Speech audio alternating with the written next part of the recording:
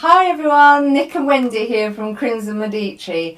We're here this evening to maybe giving a little bit of an explainer as to why we've been posting a couple of teasers recently. You may remember there was one with our logo with drumsticks. There was another one with a smiley face. I wonder why, you will ask yourselves. Well, tonight we're revealing why. We've got some amazing news. We've got someone very, very special to introduce you to who's collaborated with us on our most recent music for our upcoming album. We are besides ourselves with joy because this man is not only a talented drummer and all-round musician and producer, he's actually the drummer in the band that's inspired our new music, and we love them, and they're called Archive. And I'm very, very honoured and pleased to introduce to you this evening Smiley Barnard from Archive, the drummer, and we just can't believe it, can we, Nick? He has added something so special to our songs. We're just buzzing, and we can't wait to share the music with you now that we're collaborating with such an icon in our eyes anyway. So, hello Smiley, thank you for joining us this evening. Oh, good evening. I don't get called an icon very often, a couple of times a day. A couple of times. It's always a pleasure, thank you. Yeah, oh, thank you so much, because we know how busy you are. But we've got a few questions for you for a little Q&A with you this evening, so we can introduce you to our followers and they can know a little bit of what you're about. So we'll start off with the first question, if that's okay with you. So, you've had an incredible career working with legends like Joe Strummer, of course Archive, Robbie Williams. What first got you hooked on drums even in the beginning? It was the only thing I was ever good at, really. I was that kid that they used to wheel out at parties when I was a kid and go, oh, you can play drums. And then it was the only thing, apart from football, and once I realised I wasn't going to be a professional footballer or an astronaut, the only thing left was drumming, really. And then I got to about, when I was like 13, 14, I was in bands. I was playing in pubs. And I was really small as well. I was like a late bloomer. So they used to kind of sneak me in on the towel. And then I'd just sit at the back drumming. And all these boozers were going, oh, D! the kids. So, and I got to kind of like 15. My dad was like, look, mate, you know, you're obviously good at this, but you need to play other instruments as well. So he really pushed me towards like learning to play guitar and piano and sing and all that, which obviously later led into like the production and writing and stuff. But as a drummer, because I had those other things under my kind of arm, I kind of it sculpted the way I kind of played more as a musician. Most drummers, good drummers, are musicians. They're not just the bloke at the back who plays. They can usually play, and I think. It's like, for instance, like when you sent your songs, I didn't listen to them as a drummer. I listened to them as a songwriter and a producer, and then went, wow, these are awesome. Because I kind of, just to let the people know, you sent me like a version with guide drums and then a version without, and I gave the one with drums just one listen to just get a feel for what sort of thing you wanted, and then I scrapped it. And then it's my job then to kind of listen to it as a piece of music. And so yeah, and then I started doing it, and then it kind of just got more and more. Like, as you've done one thing, another door opens and another door opens. That sliding doors thing is so true in the music industry. Like, I've been doing this for years now, and you know, if I actually sat and did that, it would be everything's a sliding door, and and it's not stuff you can predict either. That's the thing, you know. Even this summer, I was like.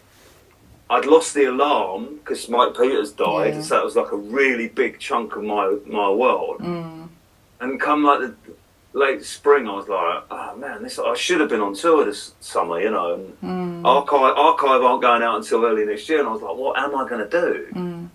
And then suddenly the phone rang, and it was like, oh, do you want to do the Boomtown Rats? Yeah,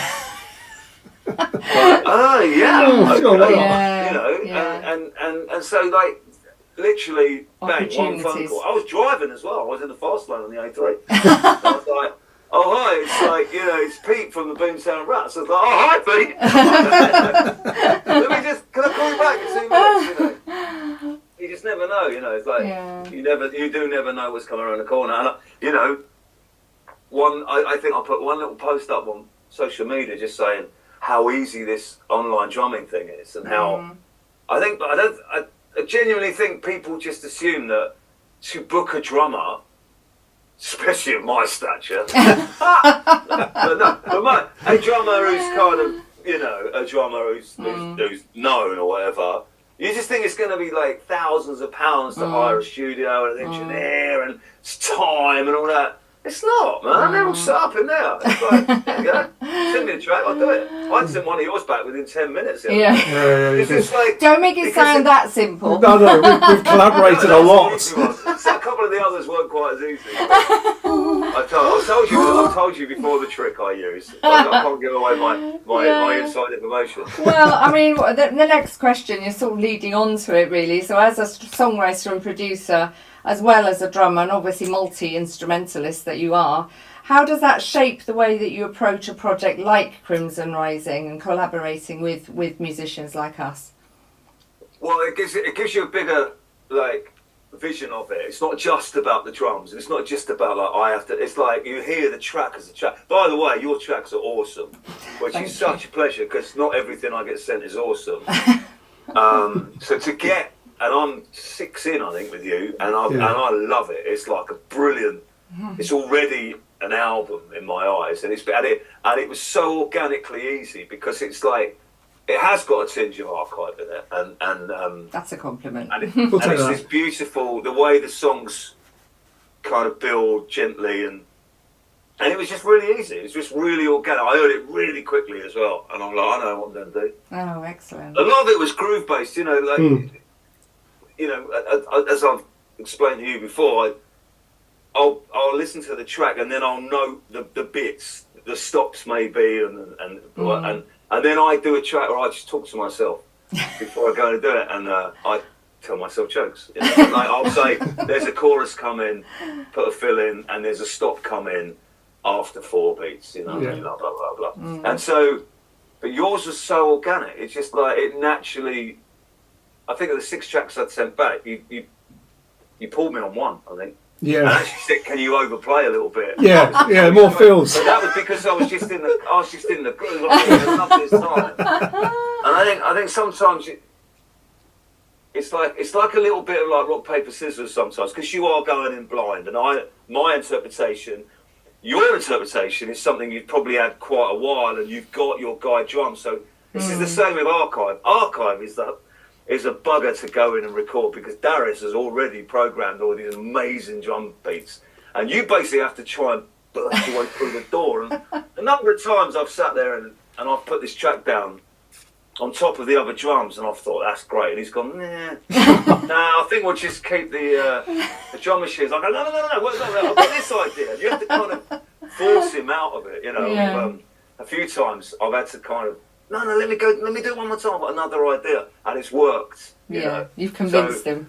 the thing about the archive recipe, though, if you want to call it that, is that layering that archive does so well, where you've got programmed drums in certain sections, and then you come in and add a groove to it, and the whole thing is just such a crescendo. And when we saw you play in Paris, that came across so much more, because obviously there was sections of tracks where you know that there's a program beat, but then when you came in over the top of it, oh my god, the sheer volume and feel that the track created. And when we came out of there and we were like, right, that's how we're going to write, you know. And so when I came back, as it was sort of listening to you as the way you songwrite, and you know, I've played drums for 25 years now, but I'm a keyboard player by trade, as you can kind of tell by my studio. A boy can never have enough keyboards, right? They all do the same thing, but you know. So when I started writing this with Wendy, you know, we were thinking along the same lines as how do I use program beats versus then live drums. And of course, I don't have the convenience of a drum kit. And when I saw your social media post about the fact that you do collaboration like this, which is very price accessible. Thank you very much. it was for me. It was just like, oh my goodness me, it's a dream come true. It was. It was like a no-brainer, wasn't it? Yeah, well, I've been mixing them today. I've done the 6 today, and it's just such a tremendous thing to hear your groove come in over the top of something where we've programmed things. Along with we sent you 3 tracks that we'd already released. And so you've reimagined those tracks that are already out there. You can go on Spotify, and you'll hear the originals. You'll hear the originals, and so you like the way Speed of Life and what was the other one? Alone. There are versions of those tracks already on Spotify that are typically more dance orientated. Alone's trip hop, but much more trip hop, sort of Massive Attack-y type thing. So we wanted to reimagine those in this more of this rock groove, and so adding your drums to it has just brought them into a completely different level. So thank you. Yeah. Well, you've been like a kid all day, haven't you? I've been a studio kid all day. Sorry, Wendy, your question. So another question for you then, Smiley. So you've toured with everyone from Archive to Robbie Williams, and I'm sure lots of others, like you say, The Alarm, Boomtown Rats. So do you have a favourite gig memory that will still gives you a buzz when you think about it today? From a drummer's perspective, I suppose, I did a show in Australia with Joe Strummer, and it was a festival, like a moving festival called the Big Day Out they used to do. And it would move across Australia. So you would do this kind of football stadium, and then you'd have 5 days off when the festival moved across. So everybody used to just do club shows. But all the bands would come and see each other because we were all moving together. So there happened to be on the bill we were on was the Chili Peppers, the Foo Fighters, Blink-182, Primal Scream. It was an amazing lineup. 9 Inch Nails as well, I think. Oh, anyway, right. Yeah. So we played in Sydney with Strummer, and we played in this club called the Metro, which is really cool. It's about, I don't know, a couple of thousand. And then as we were about to go on, someone poked their head around the door and went, "Where's your drummer?" And I was like, "Oh, anyway, good luck tonight. Have you any idea who's out in the audience?" I said, "No, anyway." But Chad Smith from the Chili Peppers, Taylor Hawkins, Dave Grohl, Travis Barker, Darren Mooney. He went, "They are all out there tonight." And I had this like 2 minutes where the first, because what you naturally do as musicians, most musicians, panic. You suddenly think, "Oh, I've got to be better than I've ever been. I've got to impress them, and I've got to impress them." I think it might have been Strummer who just went, "Don't do anything different. Just do exactly what you do every night." He went, "Trust me." And I was like, "Oh, okay." And I just remember playing, and at the end of the set, looking to my right, and Chad Smith was just standing at the side of the stage like this. And as I went off, he gave me the biggest hug. And then we were doing an encore, and I went, "Do you want to do it?" And he went, No. I was like, "You sure?" I said, just go and do it. And he went, "What's the track?" I can't remember what the track was. And he didn't, but it would have been great if he'd done it. Yeah. And then, as I say, I met Dave Grohl the next morning on the roof of the hotel by the pool. And he was like, "Hey, man, great show." Like, "Yeah, thanks very much." Just pinch myself for a second. Yeah, so that was like, from a drummer's perspective. I think from an aesthetic perspective, when Archive played Rock in Seine, which is like the Paris version of Glastonbury, we headlined a Sunday night, and we did it with like a 60-piece orchestra.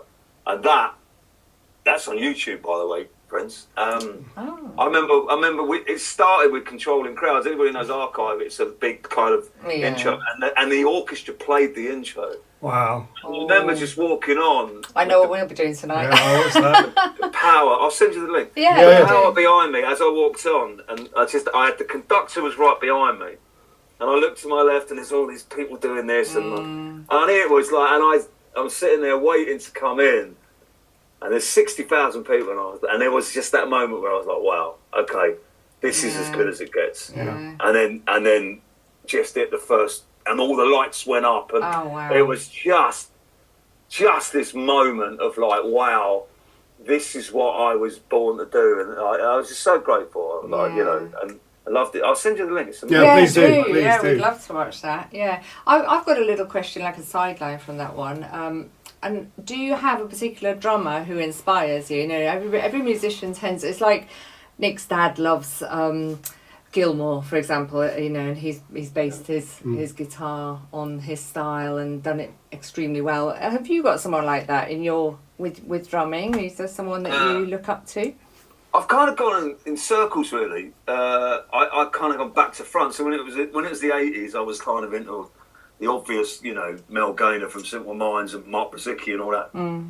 But as I became more of a musician and more of a producer, I just went back, and I went back to Ringo Starr and Charlie Watts and John Bonham and Mitch Mitchell and all these amazing 60s drummers that made those songs.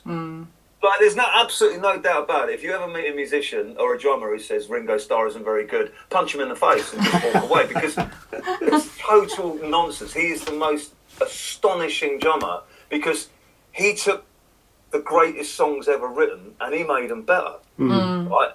If you put any other drummer, anybody on this planet in the Beatles, it wouldn't have been as good, because if you listen to what he does, and more importantly, sometimes what he doesn't do, where he'll just stop, or he won't put a fill, or he won't put a crash, when you would normally go. And it won't be till the day he dies that we all go, he was the greatest, wasn't he?